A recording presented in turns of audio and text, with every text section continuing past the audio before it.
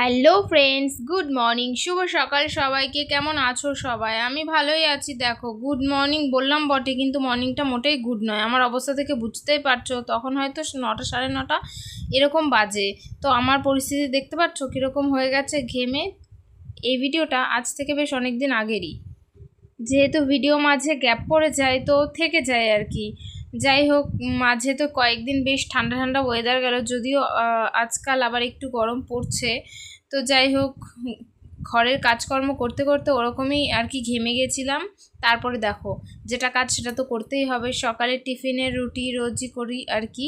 মানে আমার শ্বশুর যেদিন বাড়িতে না থাকে সেদিন আর করি না, শুধু একার জন্য। আমার শাশুড়িকে দিলে খায়, মানে করলে খায়, না করলে না, কোনো দিন করলেও খায় না, এরকম একটা ব্যাপার। তো তারপরে ওই আর কি রুটি করে নিচ্ছিলাম। আর রুটি তো জানোই যে মাত্র কয়েকটাই রুটি করতে হয়, এর জন্য কোনো সমস্যাই হয় না। দেখো, 2-3টে রুটি মানে ছাঁকা হয়ে গেছিলো, আর কয়েকটা বাকি আছে। তো সবটাই তোমাদের সাথে শেয়ার করি, যেহেতু এটুকুই একটু সকালের দিকটাতেই আর কি শেয়ার করার সুযোগ থাকে, শেয়ার করা হয়। তারপর থেকে তো সুযোগ থাকলেও কখনো কখনো মনে থাকে না, তাই ভিডিও কিছুই শেয়ার করা হয় না।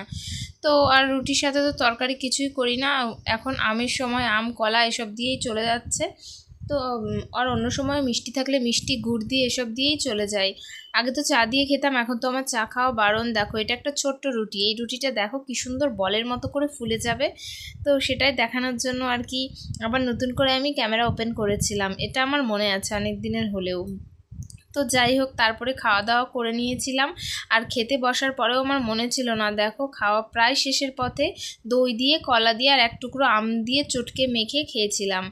তো যাই হোক, ওই তখন মনে ছিল না দেখে আর শেয়ার করা হয়নি। পরে হঠাৎ করে মনে পড়ায় ওইটুকু শেয়ার করা হলো। তারপরে সকালের খাওয়া দাওয়া কমপ্লিট করে চলে এসেছিলাম দুপুরের রান্নার জোগাড়ে।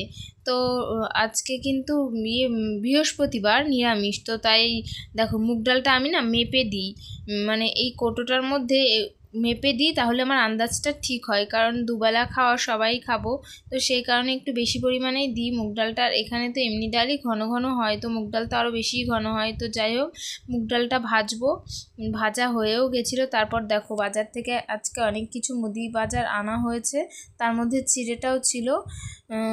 আর চিড়েটা না গুঁড়ো থাকে, নোংরা টোংরা থাকে, সেই কারণে কুলোর মধ্যে ঢেলেছিলাম। আর ঢালার পরে না ফট করে ওই পাশে তো একটা ছিটকে গেছিলো। আর এত চিড়ে আমি তো ঝাড়তে এমনিই পারি না, আর এত চিড়ে একসাথে পারিনি।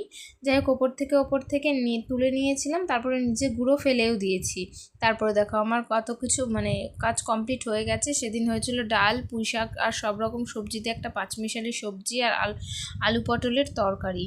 তো তার জন্য ডালটা তো হয়েও গেছে, দেখতেই পাচ্ছ। আর দেখাতে দেখাতেই দেখো, মুদি বাজারটাও একটু তোমাদের সাথে শেয়ার করে নিলাম। তারপরে দেখো, কুমড়োটা আলাদা রাখতে হয়, কারণ কুমড়ো সবার সাথে দিলে গলে যায় বেশি নাকি।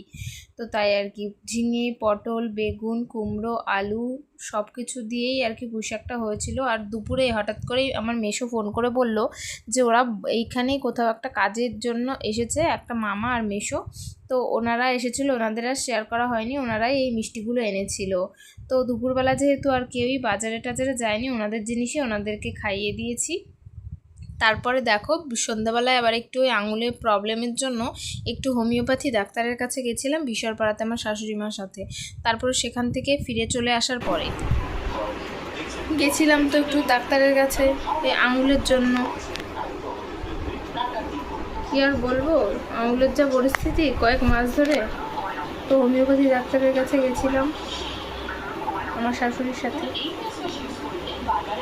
তো এখন বসে আছি, টিভি দেখছি আর কি। দেখি রাত্রে যদি কোথাও বের হই তো সেটাও তোমাদের সাথে শেয়ার করব। শেয়ার করা আর কি, বেরোলেও তো ওই রাত্রিবেলায় গাড়িতে মানে স্কুটিতে এদিক সেদিক, ওই আর কি। টাটা, আবার পরে দেখা হবে ক্ষণে।